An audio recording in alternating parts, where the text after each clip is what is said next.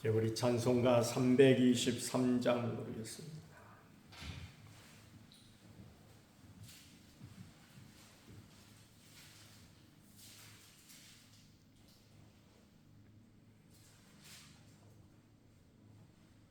푸른바다 나서니 몸 어디든지 가오리다.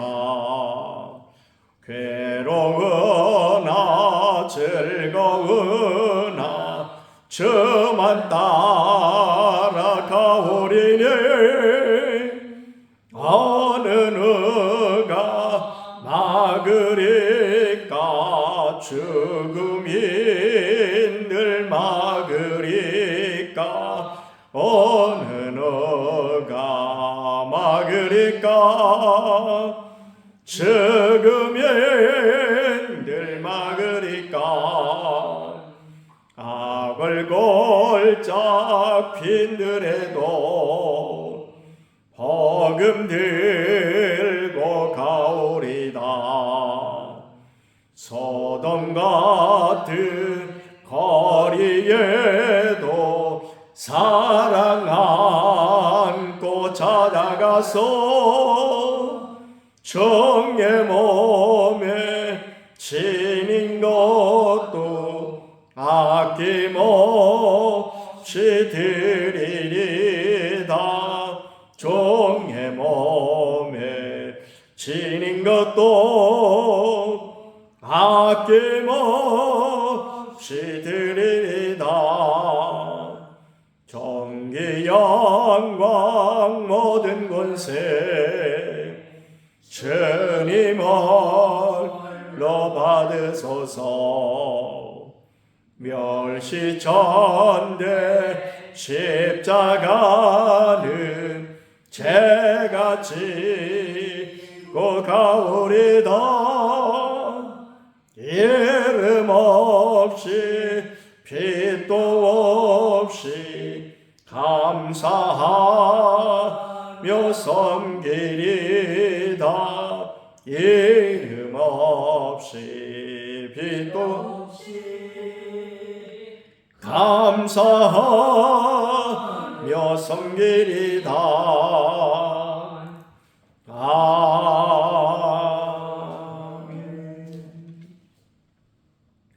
이제 우리 다 같이 신앙 고백 드리겠습니다.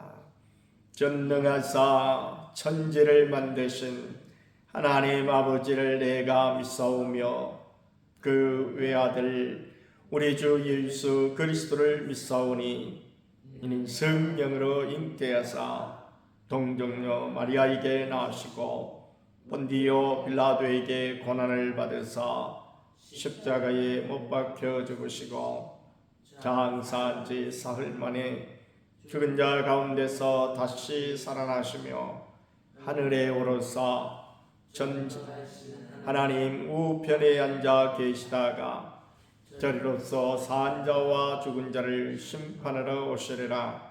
성령을 믿사오며 거룩한 공예와 성도가 서로 교통하는 것과 죄를 사하여 주시는 것과 몸이 다시 사는 것과 영원히 사는 것을 믿사옵나이다. 아멘. 330장 보겠습니다. 어떤 시대리니 내 직분 지켜서 잔이슬 맺힐 때에 일찍 일어나 해 도는 아침부터 힘써서 일하라. 일할 수 없는 밤이 속히 오리라. 아름다운 시대 니니 내 직분 지켜서 잘 때이라면서 놀지 말아라. 낮에는 서고 하나 쉴 때도 하겠네. 일할 수 없는 밤이 속히 오리라. 아름다운 시대리니 내 직분 지켜서 지는의 빗김 볕에 임석이라고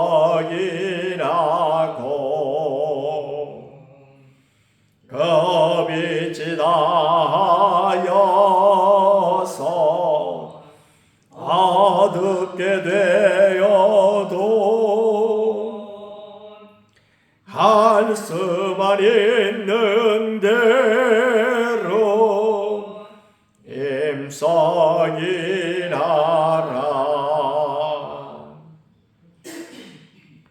이제 우리 다 같이 한 목소리로 기도드리실 때에 나라와 민족을 위해서 또 우리 교회의 새벽기도의 전원 동참과 태신자를 위해서 성령 충만함과 그리고 욕심에 약한 심령들과 제자훈련과 범사에 감사하기 위해서 우리 목사님을 위해서 함께 기도드리겠습니다.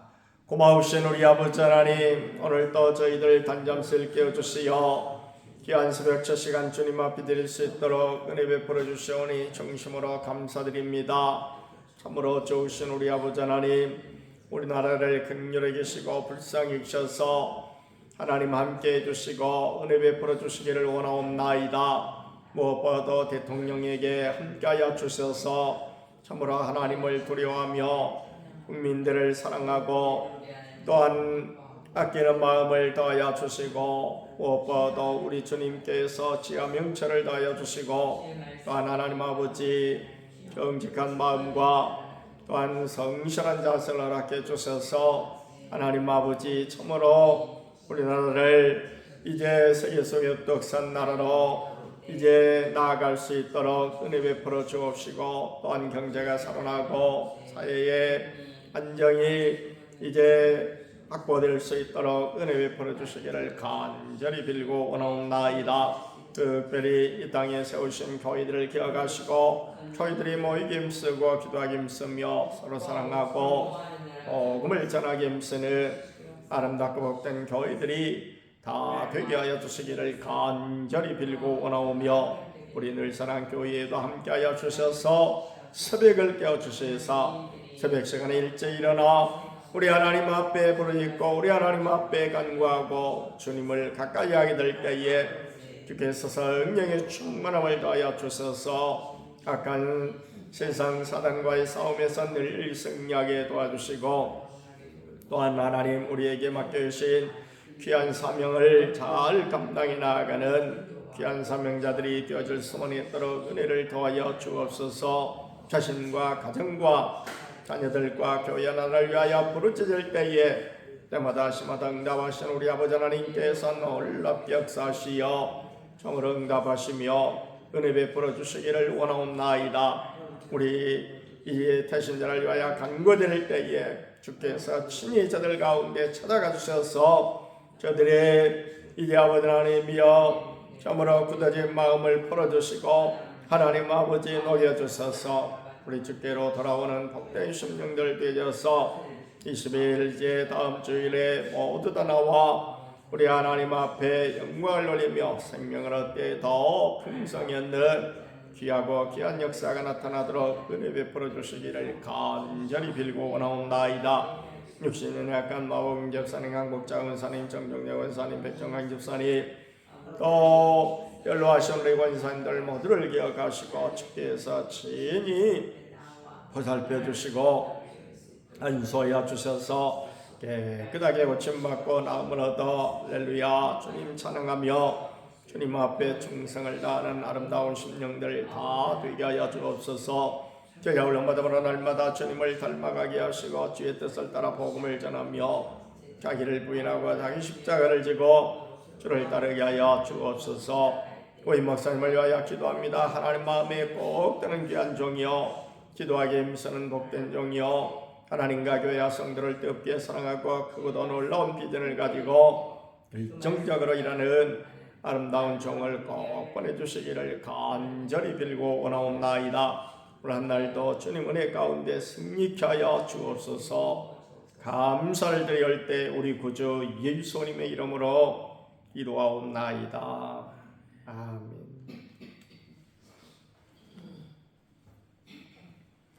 누가복음 24장 44절 말씀입니다.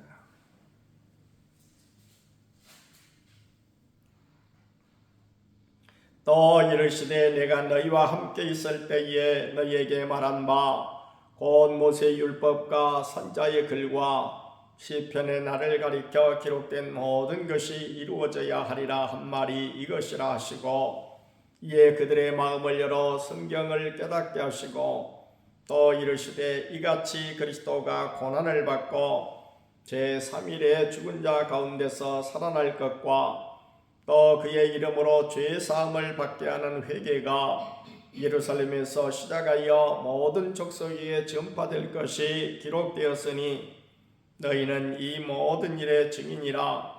올지어다 내가 내 아버지께서 약속하신 것을 너희에게 보내리니 너희는 위로부터 능력으로 입혀질 때까지 이 성에 머물라 하시니라.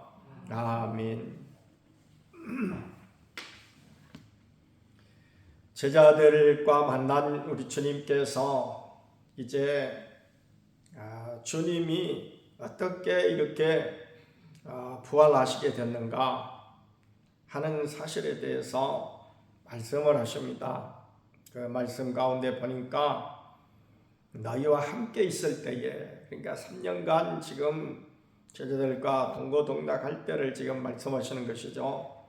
그때에 우리 예수님께서 가르치신 말씀이 있으시다. 그 말씀이 무슨 말씀인가 하니 모세의 율법과 선지자의 글과 시편의 나를 가리켜 기록된 모든 것이 이루어져야 하리라 이렇게 말씀하셨다는 것입니다. 오늘 이제 모세의 율법과 선지자의 글과 시편 하면 뭘 지금 가리키는 겁니까? 구약 성경을 지금 가리키는 거죠. 구약 성경이 어떻게 됐습니까? 창세기로부터 신명기까지 모세 오경, 모세의 율법이에요.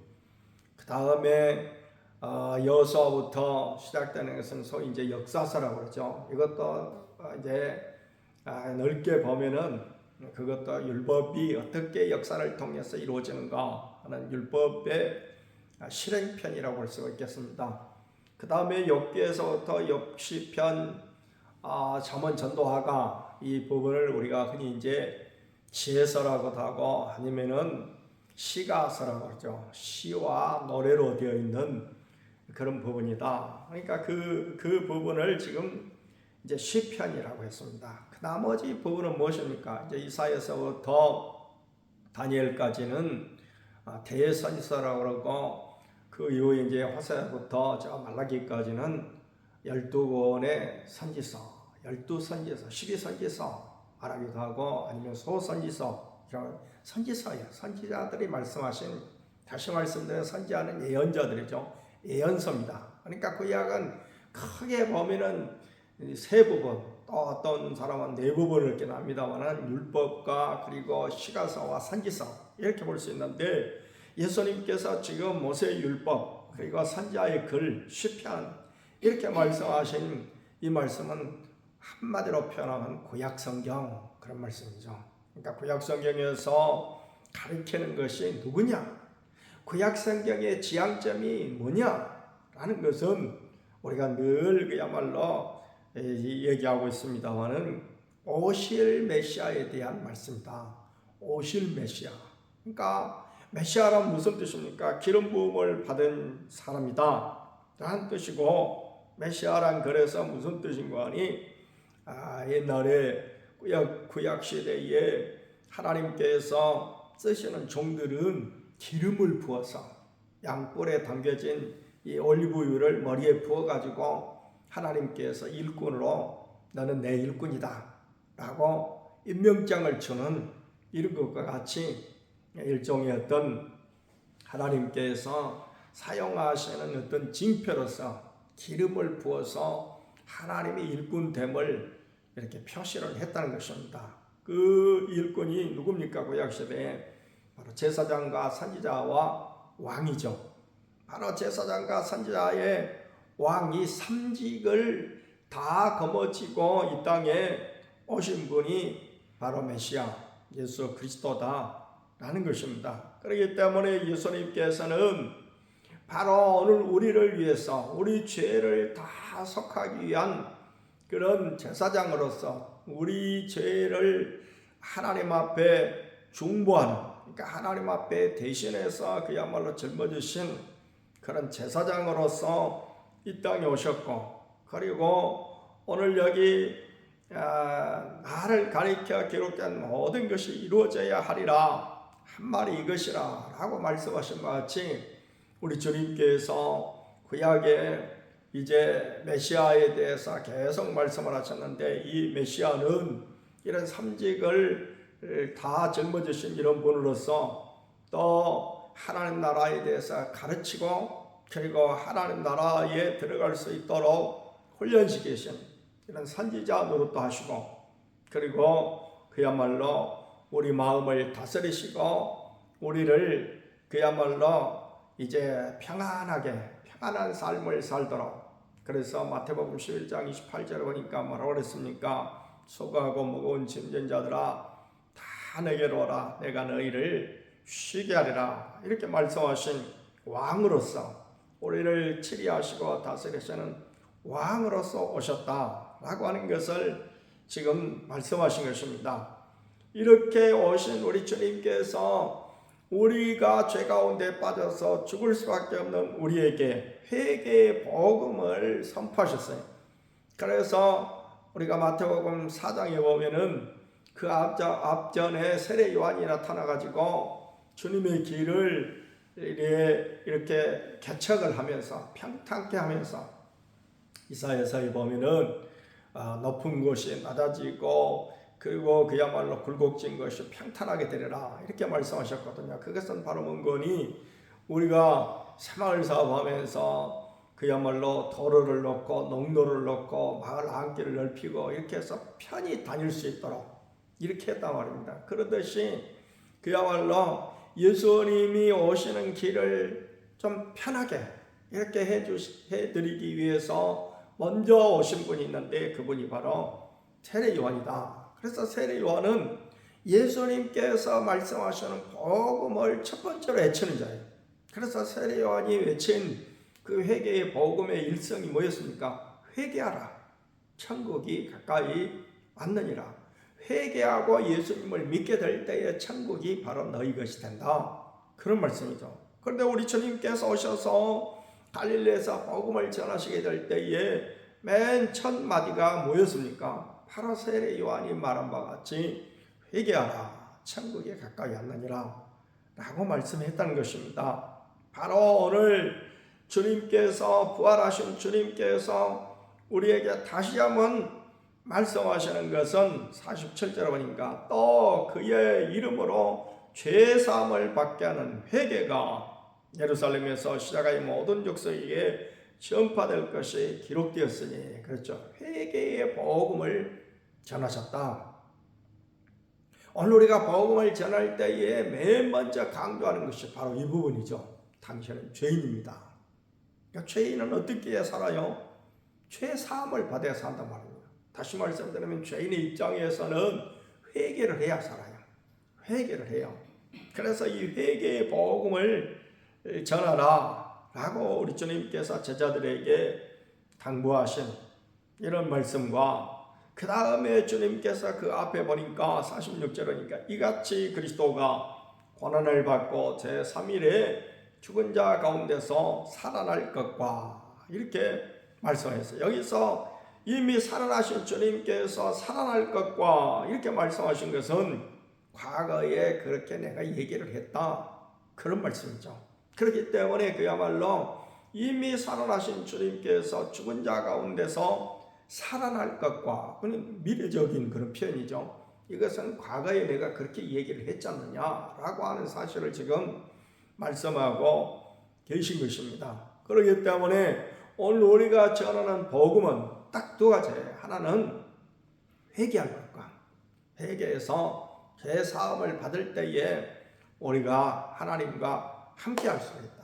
하나님의 가족이 될 수가 있다. 그래서 천국에 갈 수가 있는 것이고, 그리고 그 앞전에 우리가 반드시 믿어야 할 것은 주님께서 우리 죄를 감당하시기 위해서 십자가에서 죽으셨다. 그러니까 십자가를 감당하신 그 사실은 우리가 감당해야 될 십자가를 주님이 대신 우리를 속하게 해서 감당했기 때문에 그것을 우리가 뭐라고 표현합니까? 대속하신 주님. 그래서 대신 속죄하신, 우리 대신 죄를 짊어지신 그런 주님이시다. 우리 주님께서 우리 대신 죄만 감당하셨을까요? 아닙니다. 우리의 모든 죄로 말미암아 죄가 원인이 돼가지고 파생된 모든 저주, 그러니까 그 저주 속에는 가난도 있고 질병도 있고, 그리고 인간관계에 어떤 원한 관계, 미움, 시기, 다툼, 이와 같은 모든 것들이 다 들어있습니다. 십자가는 그렇기 때문에 십자가를 짊어지셨을 때에 주님이 그야말로 얼마나 그 우리가 죄로 말미암아 파생된 여러 가지 그런 문제들, 그러니까 죄로 말미암아 우리에게 가난이 오고, 죄로 말미암아 우리에게 미움과 원망과 또한 불평, 불만과 이런 것들이 오고, 그 다음에 병이 오고, 이 같은 모든 것들을 십자가를 짊어지셨을 때에 주변에서 주님을 향해서 저주하고, 주님을 향해서 욕하고, 침뱉고, 그러니까 수치를 주고, 이와 같은 모든 것들을 다 담당하셨어요. 다 담당하셨다고요. 나중에는 그야말로 피가 막 빠지고, 그 십자가를 감당하시느라고 이렇게 떼약볕에서 있게 될 때 땀을 많이 흘리고 하니까 나중에 또 갈증이 생기니까 주님이 뭐라고 하셨습니까? 내가 목마르다. 그렇죠? 그것은 우리의 어떤 배고픔 같은 것을 다 표현하는 그런 표현이다. 그러니까 십자가는 인류가 죄로 말미암아, 하나님 앞에 죄를 지음으로 말미암아 파생된 여러 가지 저주를 한꺼번에 다 상징하는 것입니다. 저주의 십자가, 그러죠. 그런 저주, 이것은 누가 받아야 돼요? 내가 받아야 될 것이고, 죄 지은 이후로 내가 계속 살아온 그런 저주의 삶이었던 것입니다. 이것을 한꺼번에 주님이 다 담당하셨다라고 하는 그런 표시로서 그야말로 주님이 이제 십자가에 달리셨다라는 사실을 우리가 믿어야 되겠다. 그런데 우리 주님께서 그렇게 십자가를 짊어지시고 우리가 죽어야 될 죽음을 죽고 그냥 만다면은 그것은 세상의 어떤 종교의 교주나 다름이 없어요. 그냥 우리와 똑같은 그런 일반적인 죽음이다. 그런데 우리 주님께서는 우리에게 우리의 모든 죄를 다 없애고 우리의 모든 죄를 다 담당하시고, 그러니까 그렇게 죽으시고 난 다음에 우리 주님께서 그야말로 3일 만에 부활하심으로써 우리에게 영생의 길을 열어주셨다. 그래서 십자가와 부활은 뗄 수 없는, 어찌 보면 십자가의 결론이 부활이에요.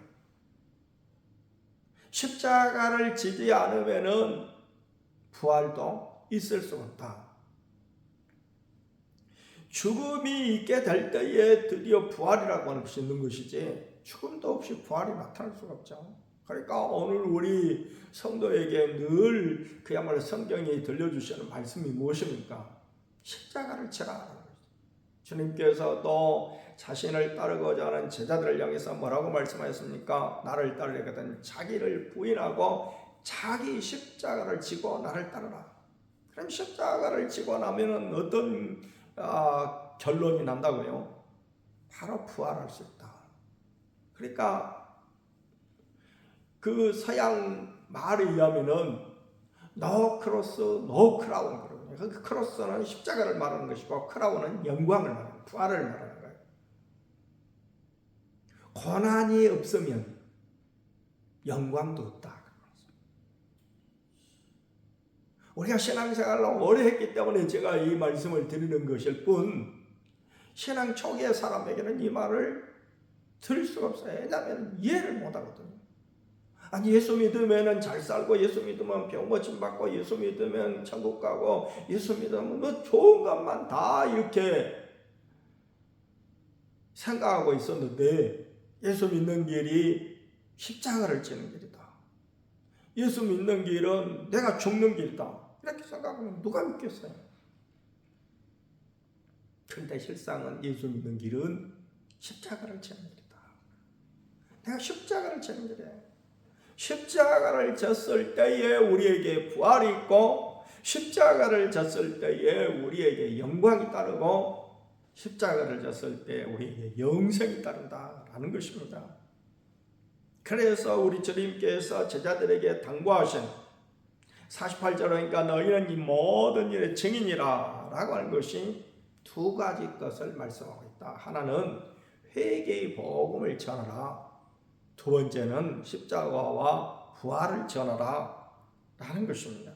그래서 그리스도가 베푼 회개를 전파하고 그리스도가 감당한 죄의 사함을 전파하게 될 때에 이것이 완전한 복음이다. 완벽한 복음이다 라는 것입니다. 이 복음을 전하기 위해서 이제 이 누가복음이 사도행전하고 연결된다고 그랬죠. 그래서 사도행전의 전편이 누가복음이고 사도행전은 누가복음의 후편이에요. 그래서 거기도 사도행전 1장에 보면은 5절 가운데 뭐라고 그랬습니까?